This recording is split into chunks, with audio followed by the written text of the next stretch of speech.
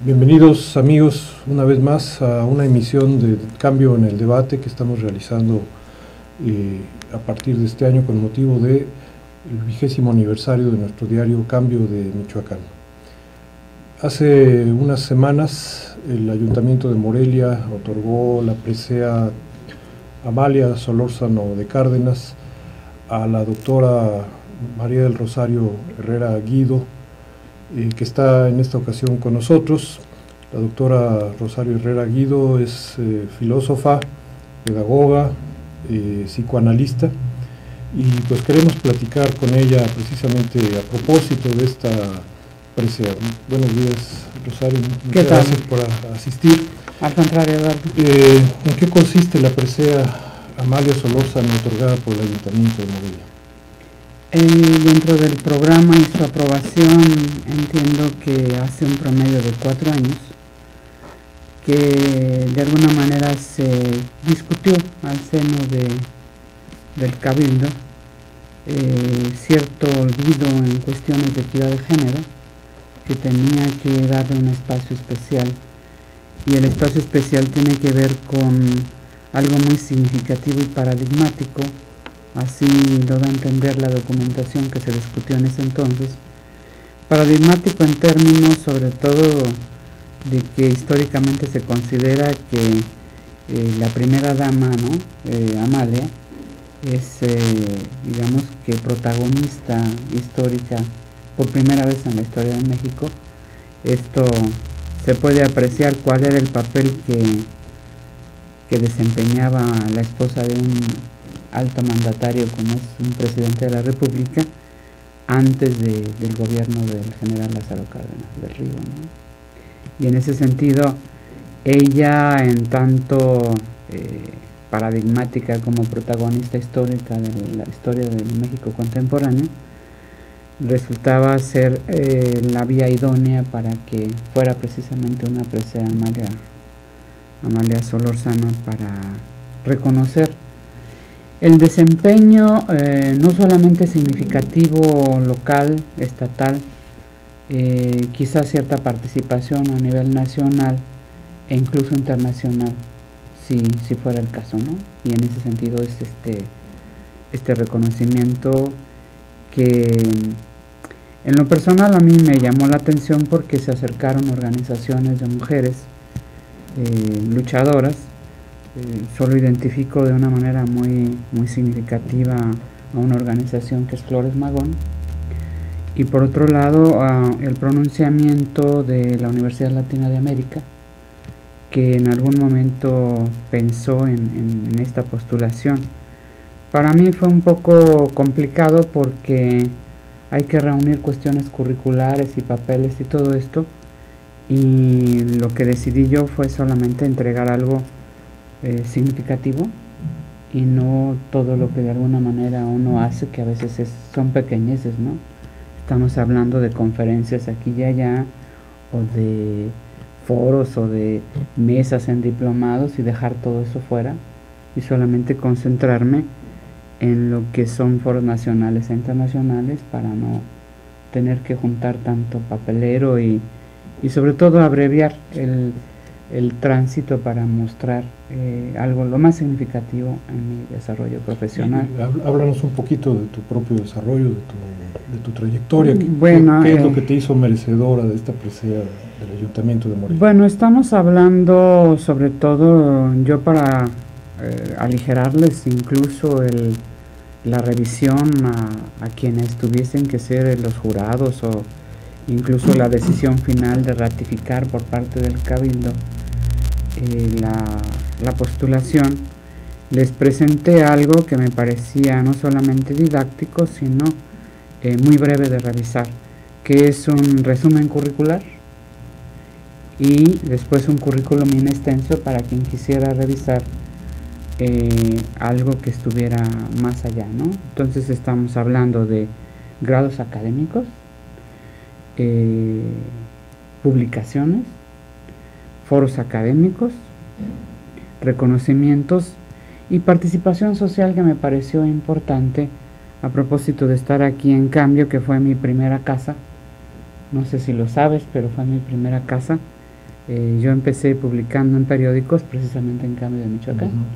Después, La Voz de Michoacán, en esta línea del periodismo cultural, en Identidad, en algunos suplementos, pero yo empecé aquí en Cambio, y entonces con ese panorama pues daba muy bien a entender un abanico de posibilidades, sobre todo para hacer una lectura.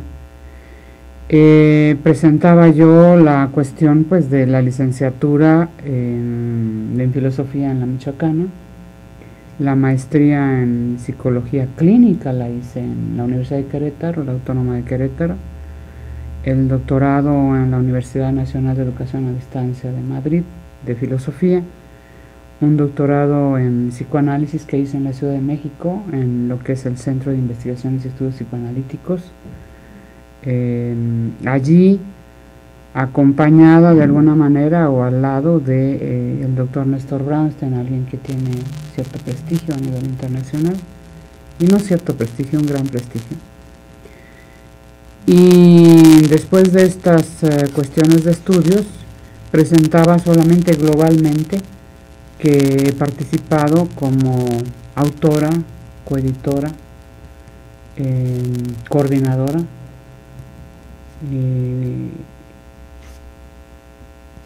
de un promedio de 30 libros aproximadamente. Estamos hablando de capítulos de libros, coordinación de libros y autoría. De un promedio también de 200 ensayos de investigación y divulgación.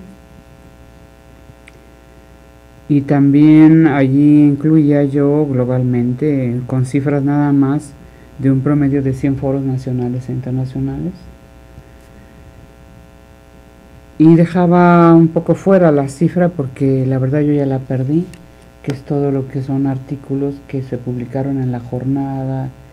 Estamos hablando de artículos políticos, culturales, todo lo que es la divulgación, la dejaba un poco fuera.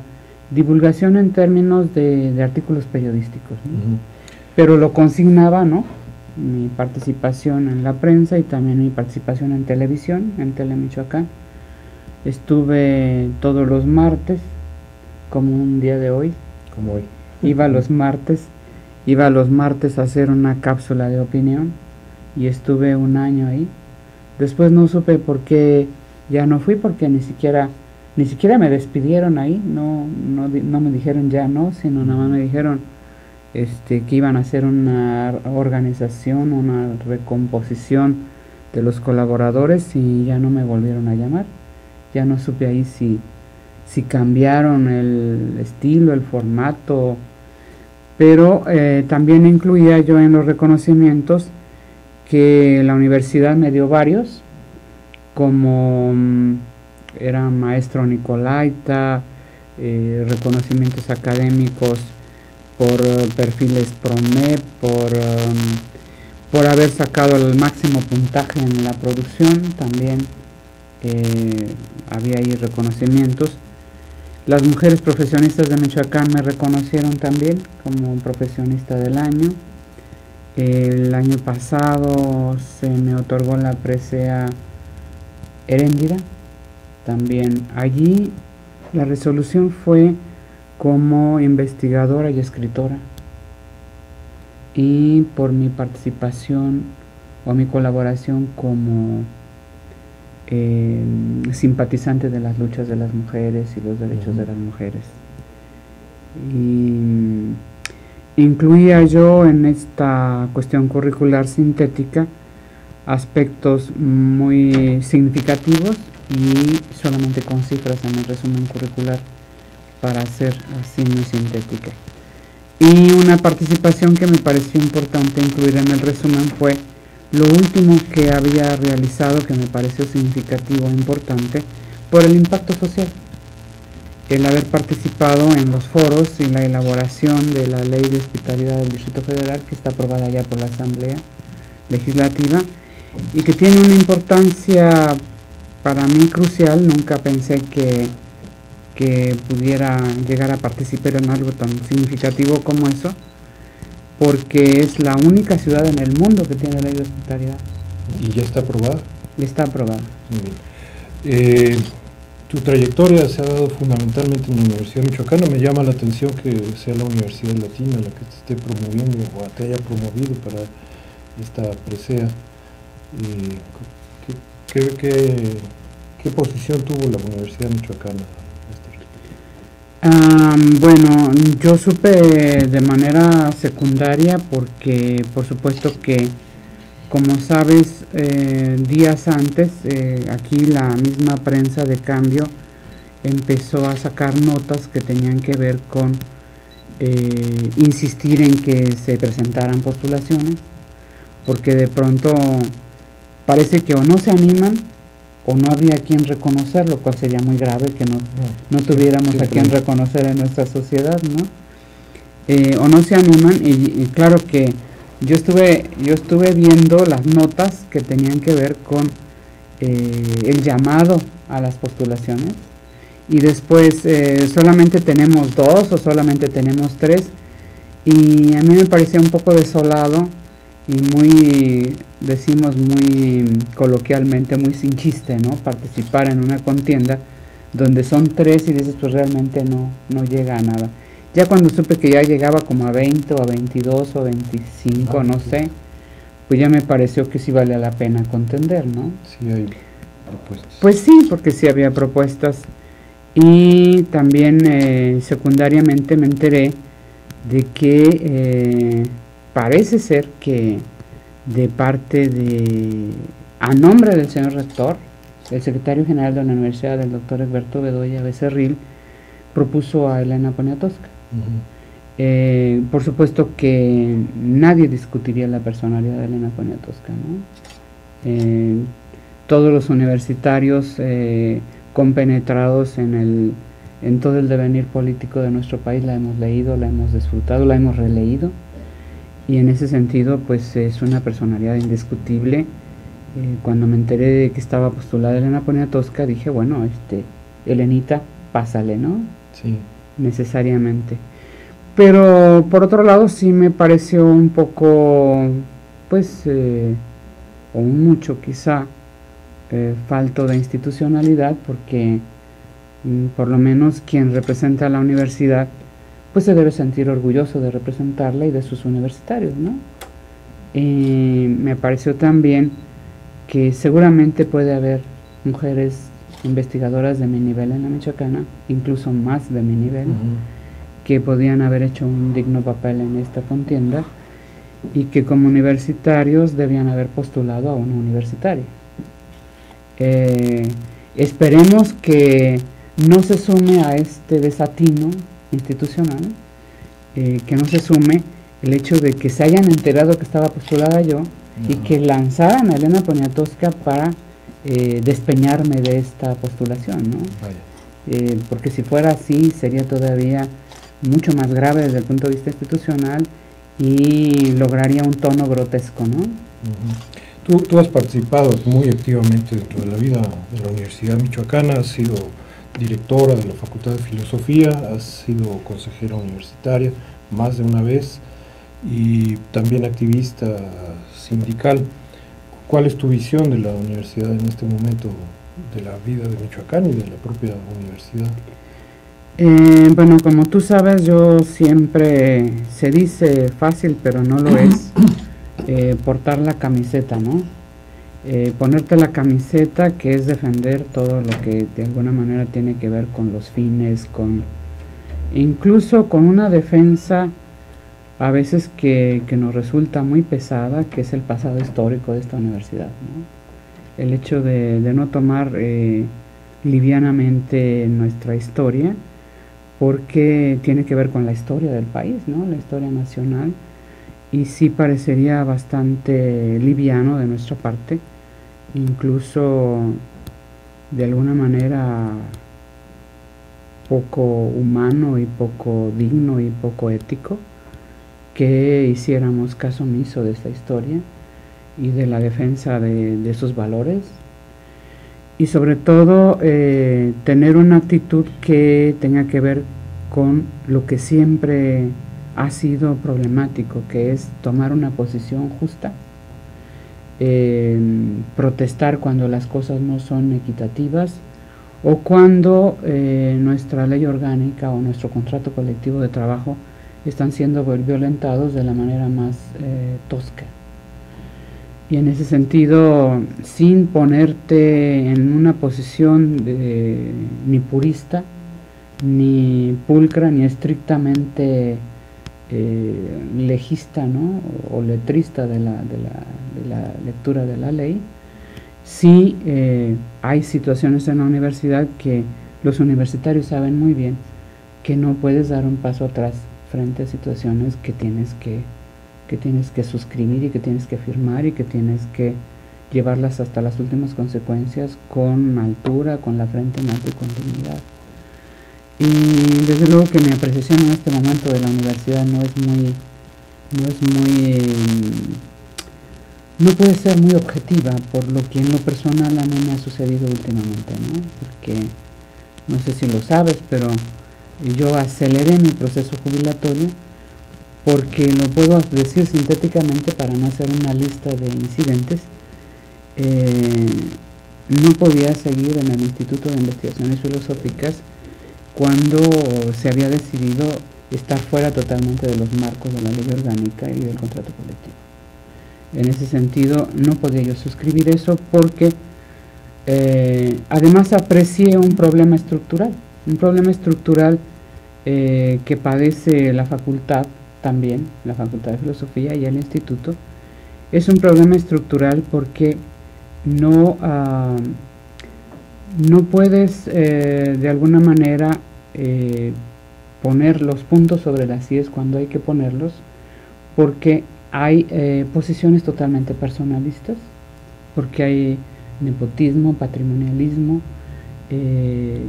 actitudes que lesionan la vida comunitaria, y que en ese sentido tú no te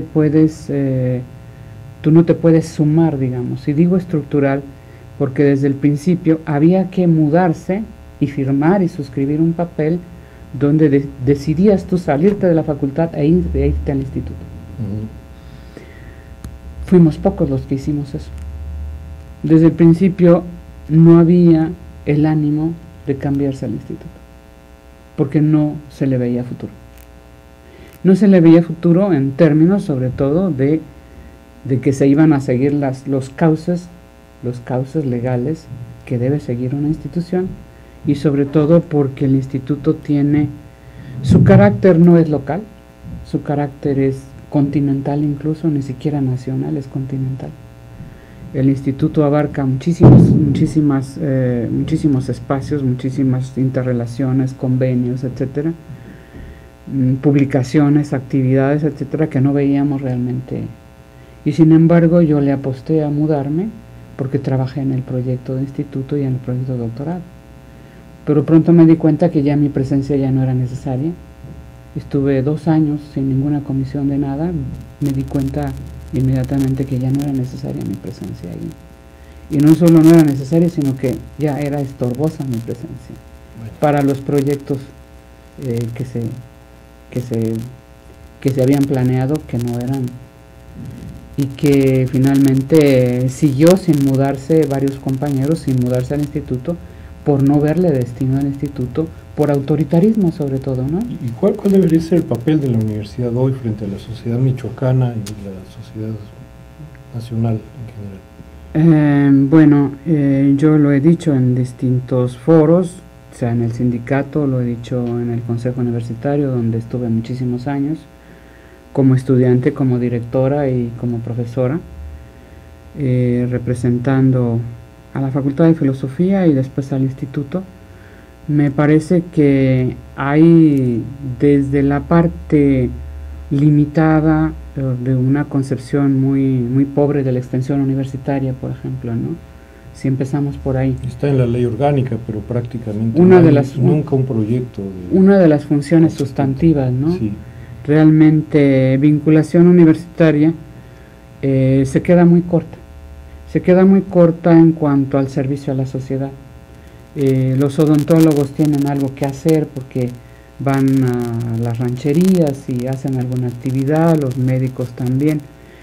Pero el gran proyecto del impacto que la universidad debe tener en la sociedad no lo hemos visto, creo. Y creo que no lo hemos visto en toda la historia de la Universidad Michoacana.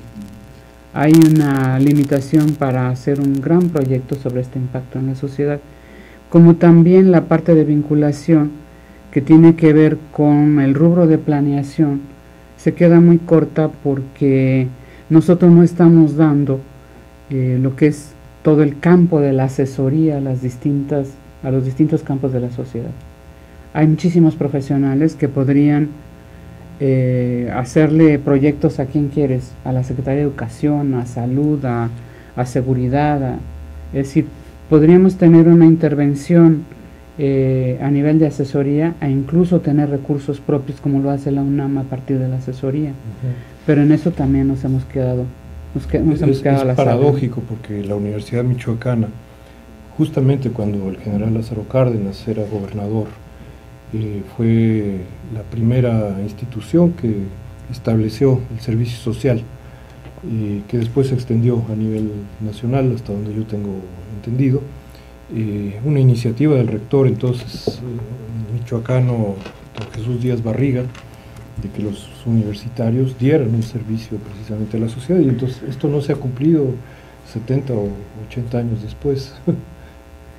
Sí, es lamentable porque los estudiantes tienen que pagar el servicio social y ellos tienen que buscar dónde lo pueden hacer, cómo lo pueden pagar, y se acercan a distintos espacios para poder dar este servicio social sin que de alguna manera haya este marco institucional donde se cumpla a partir de un proyecto.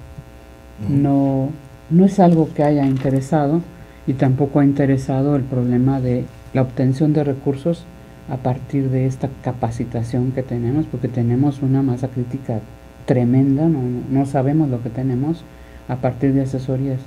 A propósito de lo que mencionaba yo, ¿no? de ir a participar en los foros y la elaboración de la ley de hospitalidad del Distrito Federal, o la otra, que vienen de México a buscar recursos para hacer el stock de conceptos de la educación a distancia para el Sistema Nacional de Educación a Distancia en México. Participé en esto, invitada, o sea, invitada por una instancia externa, nacional, que viene a buscarte acá, ¿no? Es decir, que realmente la universidad no sabe qué es lo que se puede hacer ni qué puede ofrecer, ¿no? Me tocó la elaboración de la filosofía de la educación a distancia para el sistema nacional. Hay dos visiones de la universidad, de alguna manera implícitas, pocas veces se expresan abiertamente. Una de que la universidad es una institución del Estado, de alguna manera, y debe apoyar los planes de desarrollo, los proyectos propiamente institucionales del Estado, dentro de su marco de autonomía, por supuesto, y otra visión que plantea pues que la universidad debe tener un papel muy autónomo, muy independiente a este respecto, sobre todo convirtiéndose de alguna manera en una forma de conciencia crítica frente a la sociedad, frente al quehacer de las propias instancias estatales. ¿Cómo ves tú estas dos posiciones?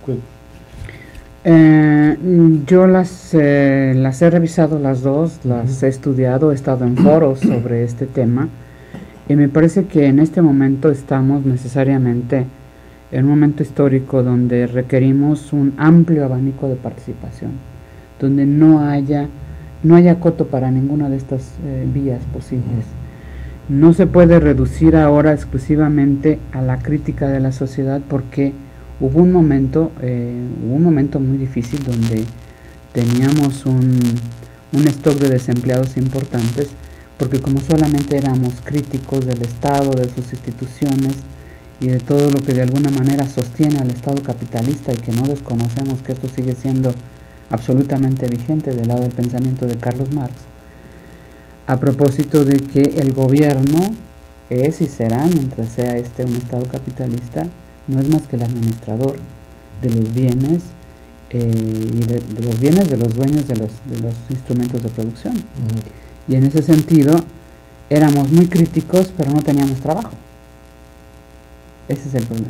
No teníamos trabajo, no teníamos nada que ofrecer.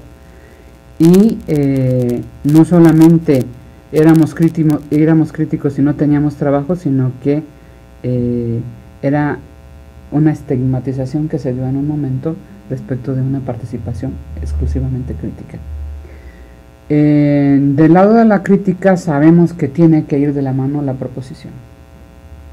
Y en ese sentido tenemos que pasar al plano donde podemos ser prestadores de servicios,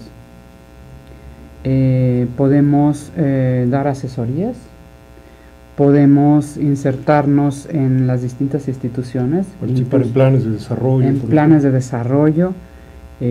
No, a veces tenemos en las manos los planes de desarrollo de los gobiernos y es bastante patético, ¿no? que tenemos los planes de desarrollo en las manos y no solamente las propuestas las vemos muy cortas, sino que además las vemos hasta mal redactadas.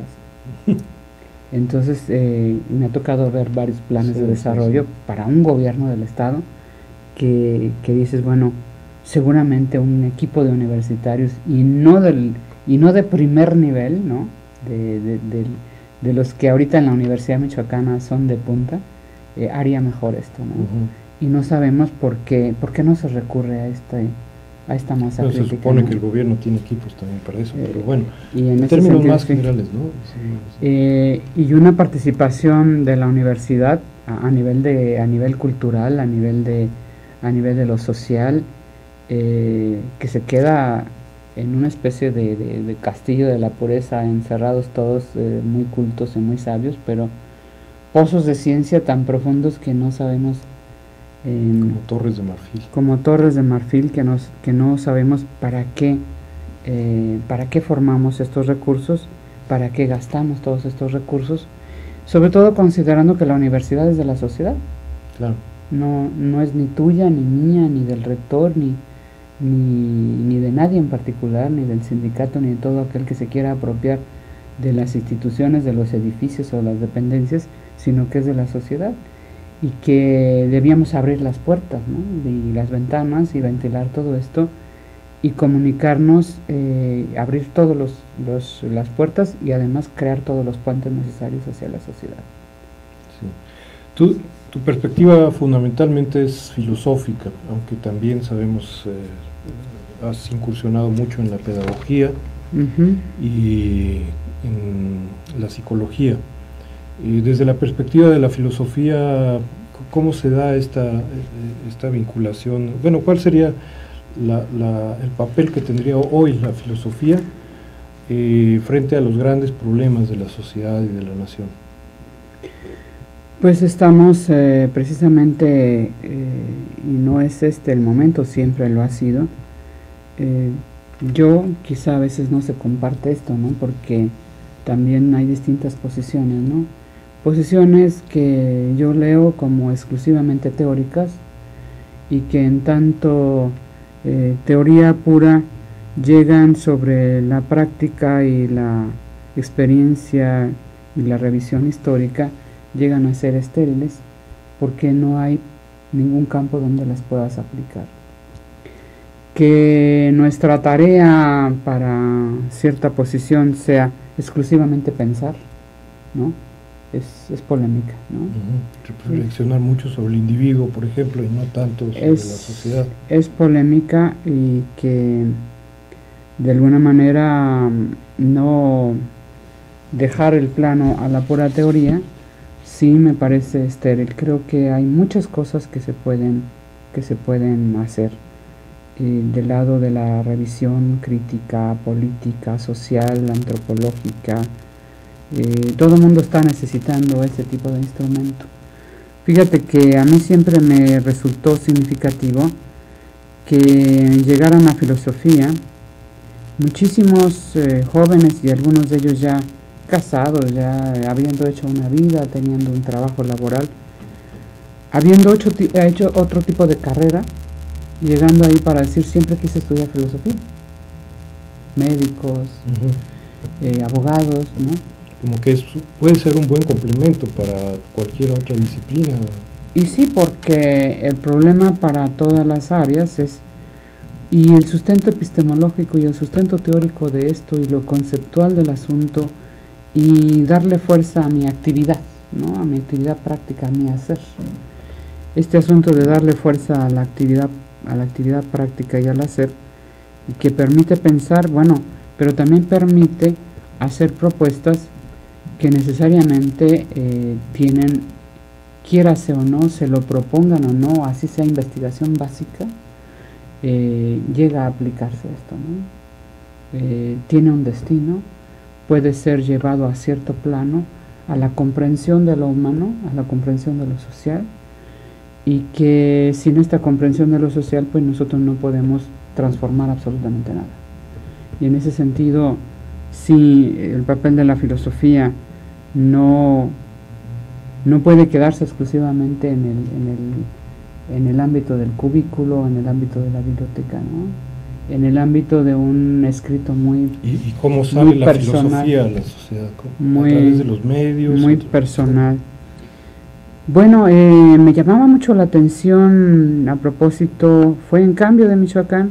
Cada vez que veo la palabra cambio, me acuerdo a propósito de tus preguntas. En Cambio de Michoacán leí algo que parecía un llamado desesperado del actual director, el doctor Jaime Vieira García. Un llamado desesperado porque decía que si la sociedad no iba a la filosofía, se entiende a los espacios, al llamado que se hace allí a través de diplomados, a través de cursos, conferencias, qué sé yo, pues que la filosofía iba a ir a la calle, ¿no? La filosofía iba a ir a la calle. Esto porque ha habido un vaivén que va a veces de más a menos en relación a la convocatoria de diplomados. Todas las dependencias de la universidad ofrecen diplomados. Los ingresos ahí en filosofía no han sido realmente jugosos como con otros diplomados que se paga mucho más por un diplomado en contabilidad, sí, desde luego, que por un diplomado en estética, sí, ¿no? Lo que capacite más técnicamente para ganar más dinero. Tiene más cotización. Acá se han ofrecido diplomados en 1,000 pesos y vienen a pedirte un descuento de 500 y van a buscar a ver a quién y luego ya no los pagaron, y etcétera, ¿no?